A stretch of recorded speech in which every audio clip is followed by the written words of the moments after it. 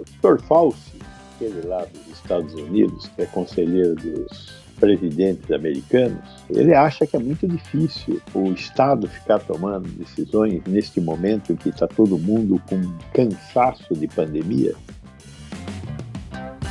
Olá, eu sou Gonzalo Becina, você me conhece. Essa semana nós estamos com alguns assuntos interessantes, né? Depois do fim da pandemia decretada pelo ministro da Saúde, o Queiroga, né? Nós estamos enfrentando esse carnaval fora de hora e não sabemos exatamente as consequências do carnaval fora de hora, né?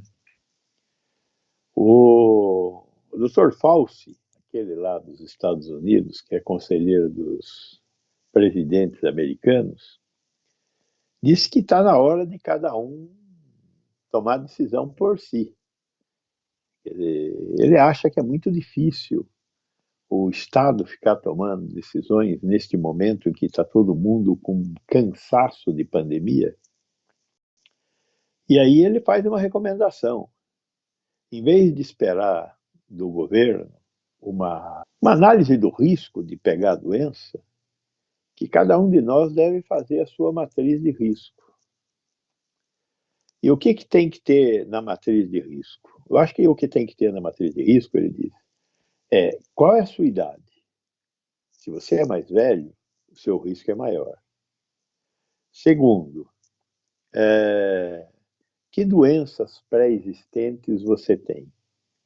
Você é hipertenso, diabético, obeso, tem alguma doença tipo câncer, alguma doença imunológica? Terceiro, para onde você quer ir?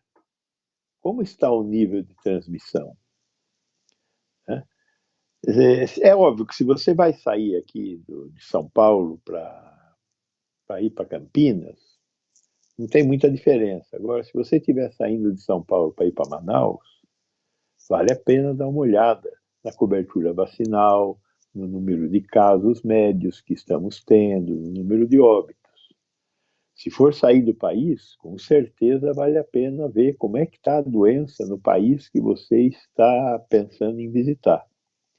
Então, se você é jovem, se você não tem comorbidade e se você tomou as 3 doses da vacina, está numa situação boa. Agora, se você é um idoso, mesmo vacinado e com alguma comorbidade, você vai correr algum risco. Então, o que o Dr. Fauci fala é: faça a sua matriz de risco. Considere a sua idade, suas comorbidades e o lugar para onde você vai. Além disso, considere usar ou não máscara e a questão vacinal, sua e de com quem você vai estar. Estar entre vacinados é um risco pequeno. Estar entre não vacinados é um risco elevado. Está na hora da gente também pensar um pouco. Carnaval. O que vai acontecer depois do carnaval? Uma explosão de casos? Eu não acho que nós vamos ter uma explosão de casos. Nós vamos ter um aumento do número de casos. Carnaval foi este final de semana. Conte 10 dias. E vamos ver o que vai acontecer. Nós vamos ter um aumento no número de casos. E esses casos nós vamos começar a perceber entre 8 e 10 dias de sábado passado. O sambódromo, em tese, deveria ter exigido, era pelo menos a propaganda que existia, o certificado de vacina. Os jornais estão dizendo que não foi exigido, embora a grande parte da população tenha levado o certificado de vacina. Vamos ver o que acontecerá. Eu acho que explosão nós não vamos ter. Se não entrarem novas variantes, como até o momento ainda não entraram, onde nós temos novas variantes circulando? Na África do Sul. A BA4 e a BA5. Na China, na Coreia, no Sudeste Asiático, o que está circulando é a BA1 e BA2, que já estão aqui no Brasil e o estrago que elas tinham que fazer já fizeram. A mistura de Ômicron com Delta não deu grande impacto, nós já vimos isso. Então, não existe rigorosamente nenhuma nova variante circulando no Brasil ainda. A BA4 e a BA5 pode vir, pode chegar aqui. A África do Sul é 6 horas de avião. Nós não temos uma frequência muito grande de pessoas entre Brasil e África do Sul, mas a Ômicron chegou aqui rapidinho, né? Ela começou lá também. Vamos ver. A minha expectativa é que, neste momento, para um país que já teve o número de casos que o Brasil teve e que tem a cobertura vacinal que nós temos, apesar da pouca cobertura de terceira dose, nós estamos Brasil com 40% de terceira dose, Estado de São Paulo 50% de terceira dose.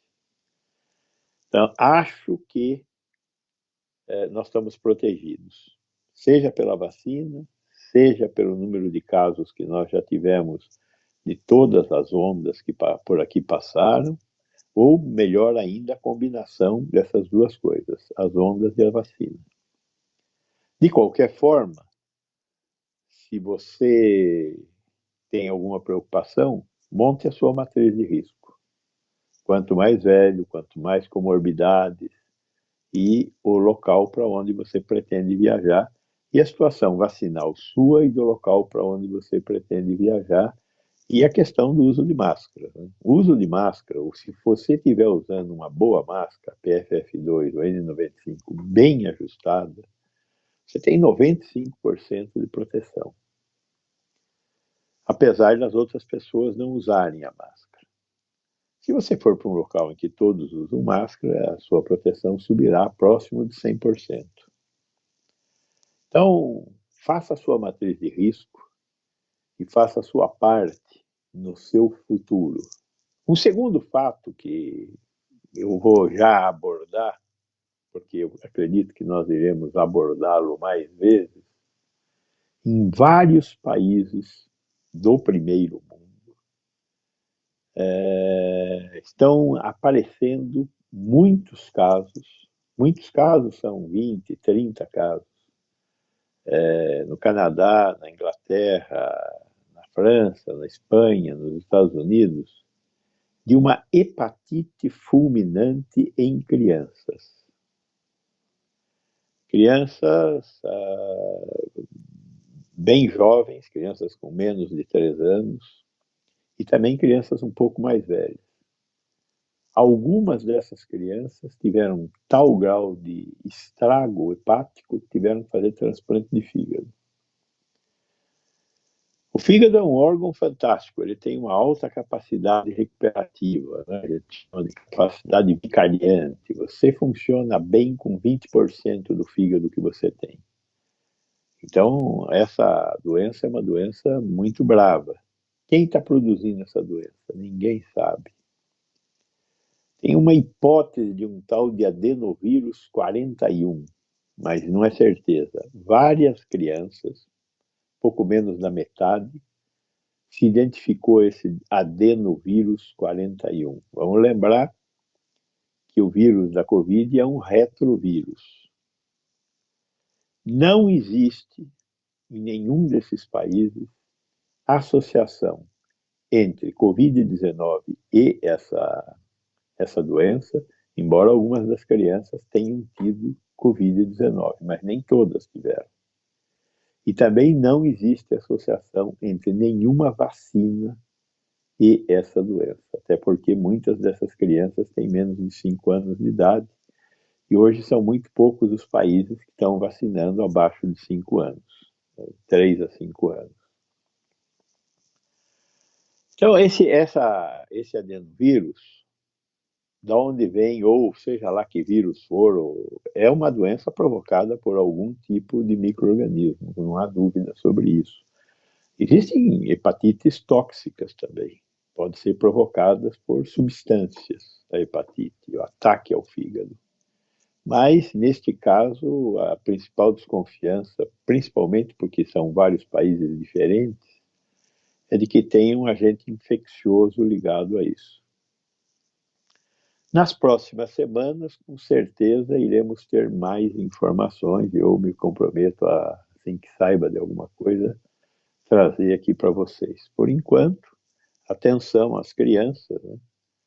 Lembrem-se que a hepatite é uma doença que pode passar silenciosa, mas geralmente é acompanhado de uma mudança da cor do branco dos olhos, né? Ficam um pouquinho esverdeados, amarelados, por causa da produção de bilirrubina que não é metabolizada e passa a dar essa cor característica dos hepatopatas em quem tem hepatite. Então, vamos ficar atentos e ver o que vai acontecer. Ok, então, até a próxima. Se vocês tiverem dúvidas, por favor, mande aqui para nós, vamos tentar respondê-las.